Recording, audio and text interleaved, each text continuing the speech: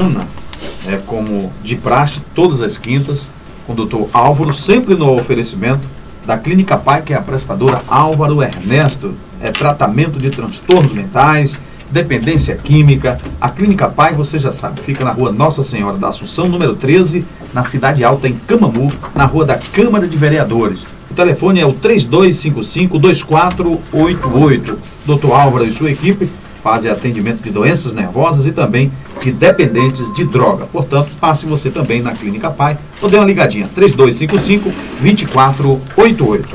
Dr. Álvaro, boa tarde. Boa tarde, Zito Carvalho. Boa tarde, Souza Gapina. Boa tarde, Rony X.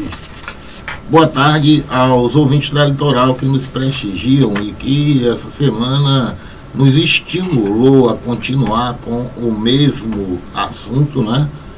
Com o mesmo tema, dado a importância que isso tem para toda a comunidade. Eu queria, Zito, pedir licença para um boa tarde assim especial, particularizado, para o nosso amigo Wilton aqui em Tuberás, Cida, e também para em Camamu, minha família que está sempre ligada e assistindo e contribuindo com dados para que a gente apresente a verdade aqui nesse debate.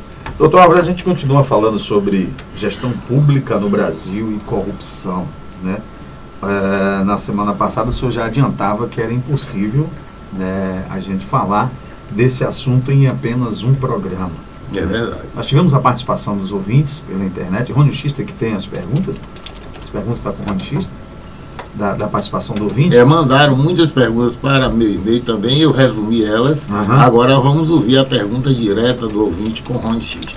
Pois é, o Rony vai participar diretamente hoje nessa nossa entrevista, porque ele vai estar trazendo para a gente os questionamentos dos ouvintes que mandaram para o site. Agora, doutor, corrupção, né? Antes de a gente falar sobre as perguntas do ouvinte, qual a relação, né, da corrupção com a ausência dos serviços essenciais para a população brasileira? Bem, Vitor, o orçamento é um documento matemático, né? O orçamento é um documento matemático. Ali estão escritos números que representam cifras, né? Números que representam dinheiro. Então, a grosso modo, você tem de um lado as receitas e do outro lado as despesas. No geral, as receitas são feitas de transferências federais para os municípios, transferências estaduais e os recursos próprios do município, que é o recurso da cobrança de impostos, como o ISS, o IPTU, as licenças, a fiscalização da vigilância sanitária, as multas por descumprimento da legislação. Esse, por exemplo, Zito, é um dinheiro que dificilmente a gente vê. Quando vê alguma coisa, não vê todo. Os recursos federais, eles podem vir na forma de programa, como o Programa de Saúde da Família, né? O PAB, o Piso de Atenção Básica, ou o custeio dos hospitais através do SUS, mas pode vir através de convênios especiais, como agora o Mais Médico, que eu chamo de mais ou menos médico, mas é um convênio especial, né? Vai construir uma determinada unidade, então o governo federal entra com uma parte, o estadual com a outra, o municipal com a outra, aí vem outra verba. Construção de casas populares, vem uma outra verba. Aí, nesse caso, tem também a carimbada aqui no caso do Fundeb também, né? Sim, essa do Fundeb é como o PAB. O Fundeb, né? Exato. É equivalente ao PAB. São verbas que vêm mais ou menos na mesma quantidade todos os meses, como chamado verba carimbada com aplicação específica. Agora, nos convênios, eu acho que é onde está o ninho do desvio, porque nos convênios, os desvios são feitos através de compra de material sem a qualificação que está no projeto. Então, os convênios, eles precisavam ser fiscalizados pelos vereadores, eles precisavam ser fiscalizados pelo Ministério Público, precisavam ser fiscalizados pelos conselhos de saúde. De outro lado, você tem uma legislação que é uma legislação que atende, mas você tem um cumprimento da legislação que não atende, porque não é feito o cumprimento. A transparência, por exemplo, todas as contas dos municípios deviam estar à disposição de todos os munícipes, mas você procura os vereadores no interior e a maioria deles está correndo de um lado para outro para levar um paciente para fazer uma cirurgia, quando isso deveria ser a função do executivo. O vereador deveria estar na Câmara cobrando isso, mas ele vai pedir o favor ao prefeito para ficar submisso ao prefeito, e aí ele renuncia o papel de fiscalizador para o papel de coautor de um mal feito, que é o desvio do dinheiro público, né, que deveria ser fiscalizado pela Câmara, e que a maioria dos municípios não tem os vereadores fazendo esse papel. Tem o vereador fazendo favorzinho, achando que isso é que é o papel do vereador, e o favorzinho, como ele não tem dinheiro para custear esse favorzinho, ele se encosta no executivo, que coopta ele, né, atrai ele, e ele fica dependente e acaba votando tudo que o rei lá no executivo quer. Agora, doutor Álvaro, eu acho também que a população tem uma certa culpa nesse processo, né? Uma vez que a gente sabe e conhece o papel do vereador, e aí, na oportunidade que a gente procura o vereador para que ele faça isso, e não procura para que ele cobre providências para as coisas que estão erradas, a gente acaba tendo também uma parcela de culpa nesse processo. Pois é, Vitor, as generalizações são sempre perigosas. Não são todos os gestores do executivo que procedem de forma errada, não são todos os vereadores, né, que não cumprem o seu papel de fiscalizador, de denunciador, de propositor, né? Nós estamos falando, em tese, dos emblemas que colaram aqui no Brasil, porque a corrupção no Brasil ela é endêmica, no mundo todo se sabe disso. O Brasil é classificado, se eu não me engano, aí na 78ª posição de 150, né? 126, se não me engano. É o 78º mais corrupto do mundo. Então, aí você veja. Agora, eu só troco a palavra, então eu não coloco culpa, eu coloco responsabilidade, não é? A responsabilidade é plena responsabilidade do eleitor, não tenha dúvida. Essa história no Brasil do cara dizer, eu não me meto em política, eu detesto política, eu não gosto de política. Aí quando ele for reclamar que não tem saúde para o filho dele, que não tem educação, que não tem segurança, ele não tem o direito de reclamar, porque ele não gosta de nada, mas ele trocou o voto dele pelo muro da casa dele ou pelo passeio da casa dele. Então, é essa cultura do eleitor vendido e do eleitor comprado, né, pelo político que não presta, porque só compra voto político que não presta. Político bom não compra voto. Né? Você vê, Zito, só para esquentar o debate, já desse um grande político da nossa região, diz assim, que o meu partido, o Partido Verde, disse que me escalou para eu ser um futuro candidato. Aí o cara disse, mas Álvaro, não tem dinheiro para ser candidato, como é que ele vai custear uma campanha de 4 milhões de reais? Aí eu pergunto, e ele que disse, e os outros que são candidatos na região, custeiam do bolso deles? E você acha? Você acha que alguém na nossa região que está custeando uma campanha para deputado estadual está tirando do bolso dele? Alguém gastaria 5 milhões de reais do próprio bolso? Ou tirou do erário? Porque do próprio bolso ninguém gasta. E 4 anos de deputado não dá para pagar 5 milhões de reais de uma campanha. Então é uma conta fácil de fazer. Então, quem disse que eu não deveria me arriscar numa candidatura porque eu não tenho dinheiro para custear uma candidatura, eu estou dizendo, graças a Deus, eu não meto a mão no dinheiro público. Isso é uma questão genética da minha família. É uma questão genética, é uma questão de educação. Nós fomos educados assim. Meu pai e meu avô saíram da prefeitura mais pobres do que entraram. Sabe o que é que me diz às vezes? Dizem que eles foram um pouco inteligentes, saíram pobres porque foram burros, mas é uma honra para mim seguir os exemplos de meu pai e de meu avô. Meu avô foi um homem que durante 50 anos nunca cobrou uma consulta tal qual Dr. Antônio Costa Pinto Dantas aqui em Tuberá.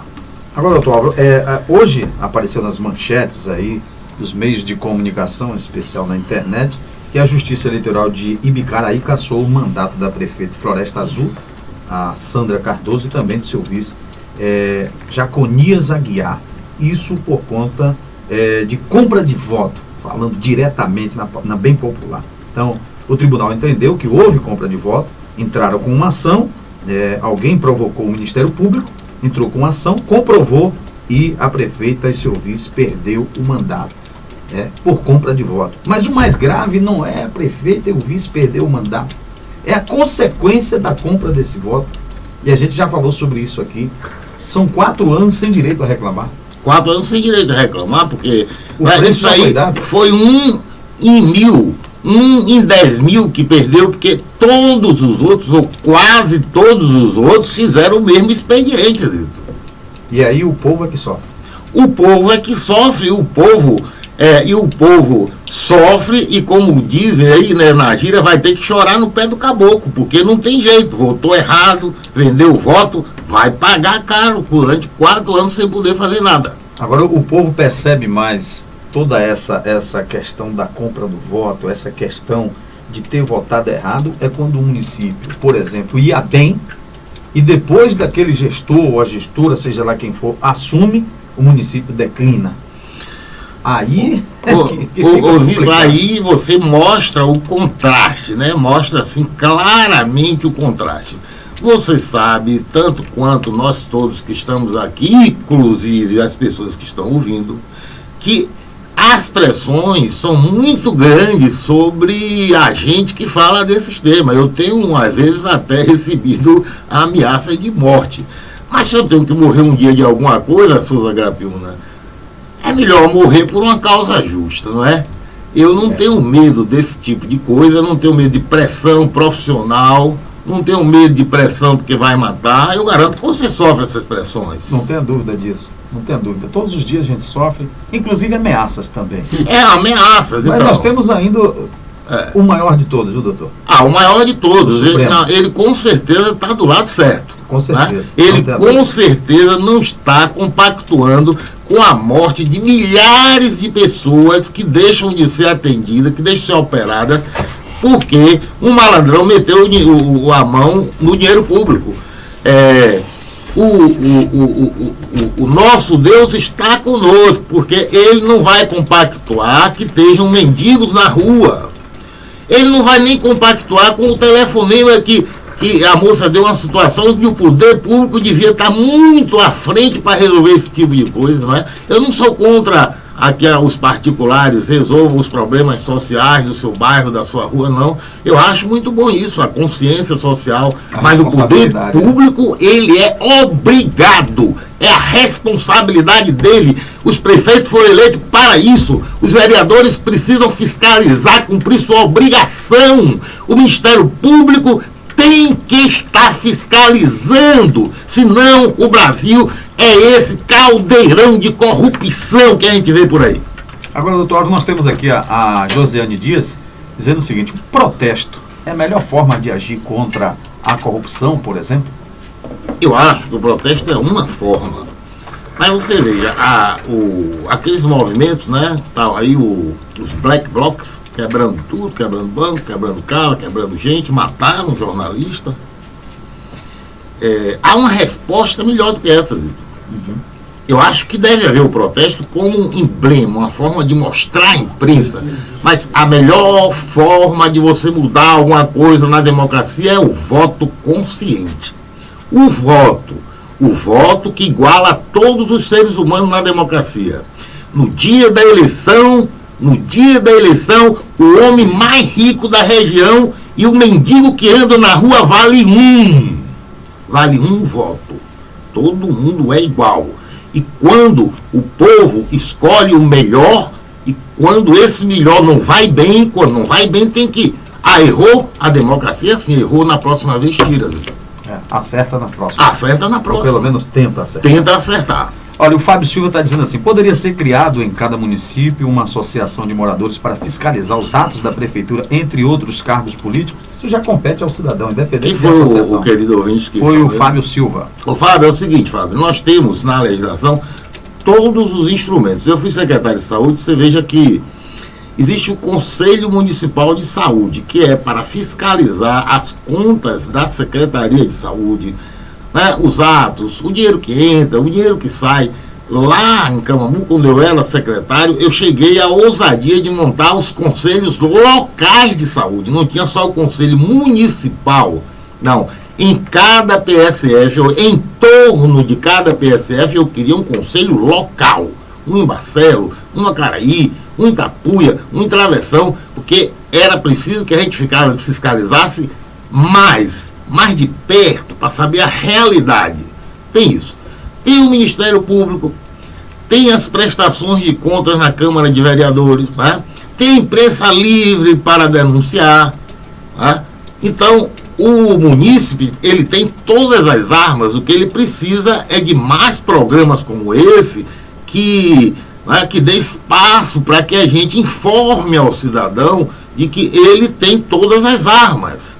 E ele tem todo o poder de escolher o melhor, de fiscalizar, de dizer, olha, é o meu dinheiro que está aí, olha, seu prefeito, você é um funcionário público, é o funcionário público número 1, porque nós lhe elegemos, mas se o senhor não vai bem, eu estou reclamando disso e daquilo, e apontar, não é reclamar de uma forma generalizada, é mostrar o que está errado, e se não tiver certo, reclama, e na eleição não reelege. Pois é isso que diz aqui a Josi Luz, né? Ela diz o seguinte: quem pode fiscalizar melhor?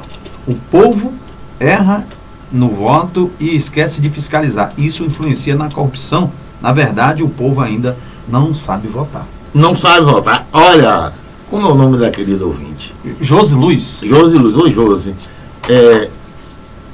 Se o povo fizesse a parte dele, que era não ir na conversa fiada de que o voto pode ser trocado por 1 milheiro de bloco, ou por 5 sacos de cimento, ou por isso, por aquilo, ou até por uma consulta. Aí, ó, teve um médico agora, né, que é senador, parece, ou deputado, que foi cassado porque comprou voto com cirurgia. Né? Mas eu vou lhe dizer que eu tenho um amigo chamado Ademildo Almeida, que mora em Ipirá, já foi vereador mais de 3 vezes. Quando um eleitor chegava para ele e dizia: doutor Ademildo, ele é médico, eu quero uma consulta do senhor, não se incomode que na eleição eu lhe devolvo esse favor. Ele fazia assim: eu não faço a consulta e não quero o seu voto. Perdeu 1 ou 2 eleições, quando começou a ganhar, ganhou todas. Não perdeu mais. Eu não faço a sua consulta e não quero o seu voto, porque eu não compro o voto. Mas isso aí, para você encontrar um vereador desse, precisa ser amigo de Álvaro.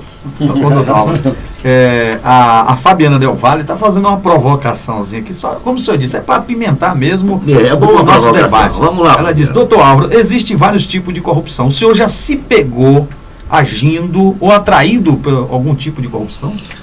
Eu já me peguei atraído. Você me dá a oportunidade de eu contar aqui um fato. Eu, quando era secretário de saúde de Camamu, um dos fornecedores da prefeitura vendeu uma quantidade grande lá, um determinado dia, e depois chegou para mim, secretário, com um cheque de R$ 8.200. E eu disse à pessoa que eu não estava condenando o ato dela, que na verdade achava que, né, provavelmente tinha boa fé, foi um presente e tal, mas que aquele dinheiro não era meu, que eu não queria ele. Ela perguntou a quem ela deveria entregar e eu falei: não sei, eu só sei que não é a secretaria o caixa do dinheiro da empresa que você está vendendo isso aí. Então, tentado pela corrupção a gente é todos os dias. Então, esse assunto é realmente muito instigante, muito interessante, até porque a gente envolve a vida das pessoas, e nesse nosso país né, ele está intrinsecamente ligado com o dia a dia das pessoas. Agora, como a população, doutor Álvaro, pode ajudar a combater esse ato maléfico para a nossa sociedade, que é a corrupção?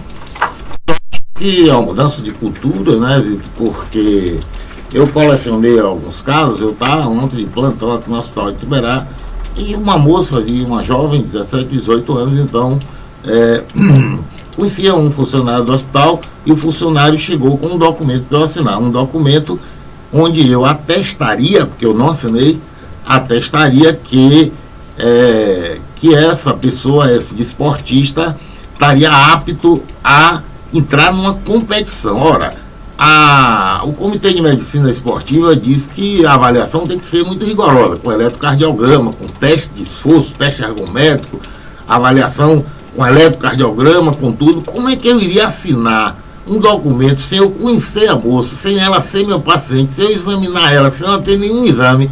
Aí eu expliquei a ela que ela corria risco, que vários atletas morreram de morte súbita e que eu não poderia fazer aquilo. Então, você veja, ela não me propôs dinheiro, não queria me pagar, mas ela, através da funcionária, que é minha amiga, estava usando a amizade para me corromper, para eu dar um documento que não era verdadeiro.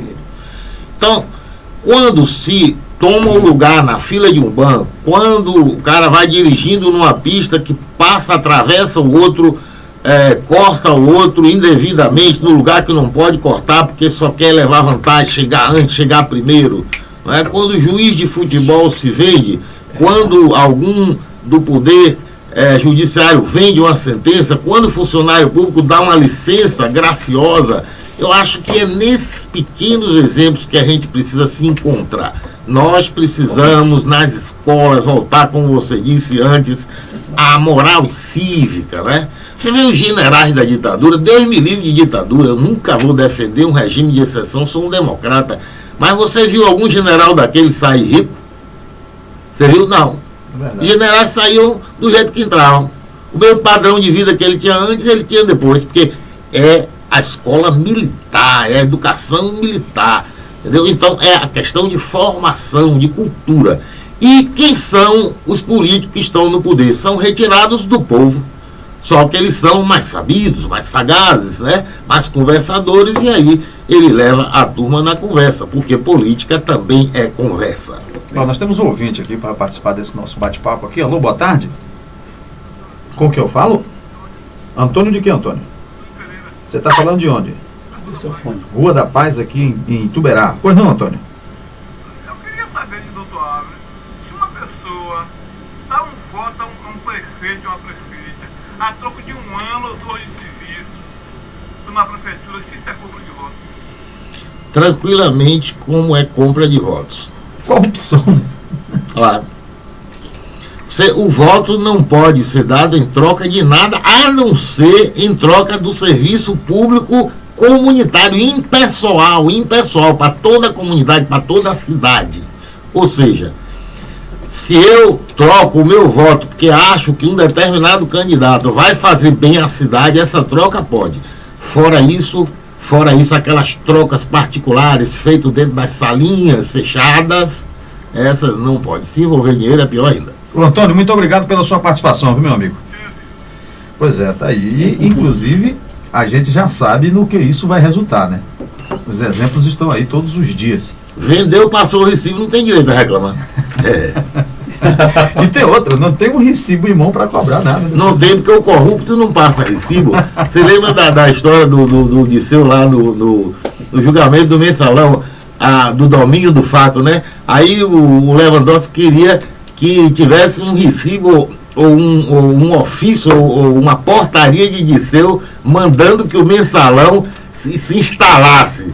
Claro que o Barbosão disse lá, mas não existe isso, rapaz, porque o corrupto não assina documento, ele é sabido. Com certeza. Doutor Álvaro, esse assunto é bastante amplo, como disse, né? Nosso horário já avançou, né, novamente, mas o senhor tem mais algumas considerações a fazer? Eu tenho as considerações complementares para dizer que a corrupção não está só no serviço público, né? Com certeza. E que hoje, futuramente, nós vamos discutir esse tema aqui, há uma nova ordem mundial que coopta as instituições, ou seja, as associações, né, as SONGs, todas essas instituições que hoje ajudam o serviço público a governar, muitas delas idôneas, mas muitas delas são instituições canalhas, são instituições que vêm para ladruagem, para roubalheira. Então, o poder hoje não está concentrado entre direita e esquerda, entre partidos e não partidos, está concentrado na mão de pessoas que têm infiltração na população, que usam instituições, associações, por exemplo, né? Aí comandam. Você veja que há um negócio no Brasil que o cara monta um negócio, ele quer vender para a prefeitura. Ele compra um táxi, ele quer prestar um serviço para a prefeitura. Ele não sei o quê. Então, ele acaba estimulando a ser comprado. Ninguém quer montar um negócio para se ver livre, independente, né? O americano nos Estados Unidos, quanto mais longe do governo ele tiver, melhor. O brasileiro não. Ele monta um negócio para ser independente, mas ele quer vender a prefeitura. Aí vai lá um funcionário público e diz assim: eu deixo você vender, mas você ganha 1.000 e passa 200 para mim. Aí o outro diz assim: tá bom. Um vereador, seja lá, outro cabo eleitoral, diz assim: tá bom, eu vou lhe arrumar um contrato com a prefeitura, agora você vota em mim. Entendeu? E aí vai. Então, o que nós precisamos não é só olhar o prefeito, o vereador, mas as instituições que estão em torno, né? Que às vezes são muito mais corruptas, que às vezes são muito mais cooptadoras. Né? Tem muita gente que está nos bastidores e manda mais do que os prefeitos, do que os vereadores, controla tudo através do poder financeiro. Né? Aquele que ajudou na campanha e que dita as ordens. Dita as ordens, né? São os malfeitores, são os grandes pecadores, são donos de empresas grandes, são pessoas influentes do ponto de vista imobiliário, são pessoas que têm um laranjal muito grande para desviar o dinheiro público. Né? Agora, eu acho que tem lugares, Itos, que não tem mais jeito. Tem lugares que você só tem um jeito. É fazer o muro bem alto, entendeu? Botar uns guardas, numerar os caras e pronto. Porque só falta cercar para ser penitenciário e botar essa turma dentro, porque não tem mais jeito. Doutor Álvaro, nós recebemos aqui mensagem também. Carlos Pereira está dizendo: parabéns, doutor Álvaro, poucos têm o seu caráter e o bate-papo com o senhor é 10. O Murilo Martins está dizendo: alô, Litoral, é bom demais. Com o doutor Álvaro é melhor ainda, viu? Opa. A Cássia Rosário está dizendo: alô, Litoral, o melhor da Bahia. Hoje, show de bola. A gente finalizou o bate-papo de hoje com essas mensagens aqui, nos incentiva cada vez mais a fazer essa prestação de serviço, né, doutor? Com certeza, isso não serve para que a gente fique envaidecido, achando-se melhor do que ninguém, não é mesmo? Porque o nosso grande fiscal é o Deus que está no céu, mas serve como estímulo para anular aqueles que nos ameaçam, que nos pressionam. Às vezes a ameaça vem direto e às vezes ela vem indireta, né? Velada, aquela pressãozinha, aquela sacanagemzinha, aquele negócio, tal, para o cara se aborrecer e chutar o pau da barraca. Mas a Litoral está preparada para isso, eu também estou, Zito. Ok, doutor Álvaro, muito obrigado pela participação de hoje aqui no nosso programa Alô Litoral, de todas as quintas. Semana que vem, mais um assunto interessante, nosso Papo da Semana com o doutor Álvaro Luiz.